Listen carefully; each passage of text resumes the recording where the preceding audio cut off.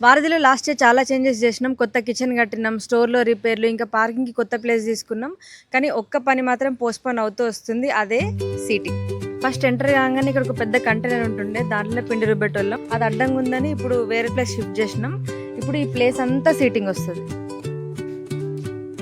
First అయితే only ఇక్కడ table ఇంకా చైర్ లేద్దాం అనుకుంటున్నాం. దానికే బయట అడిగితే చాలా ఎక్కువ చెప్పారు. ఎందుకు మనమే చేసుకుంటే అది 50%లో అయిపోతుంది అనిపిస్తుంది.